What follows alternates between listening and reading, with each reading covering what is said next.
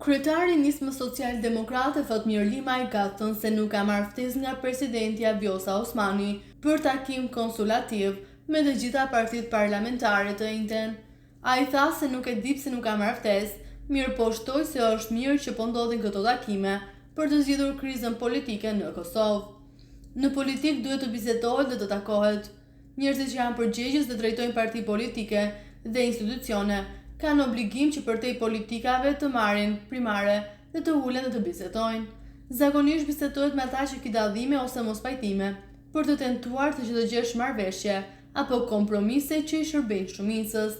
Mirë që po ndodhin këto lëvizje, mirë po ne ende nuk kemi marrë një ftesë nga presidentja dhe nuk kam përgjigje pse nuk kemi.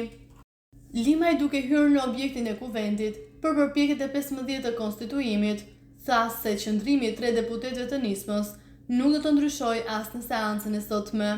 Duke folur për propozimin e LDK-s për qeveri transitore, Limaj tha se i njëjti duhet trajtuar dhe propozuesi duhet të konkretizojë këtë nisëm. Është një propozim që duhet trajtuar. Ai propozim duhet konkretizuar dhe të ftohen. Propozuesi të fillojë iniciativën dhe të bëhet përpjekje për të realizuar atë ide, përfundoi ai.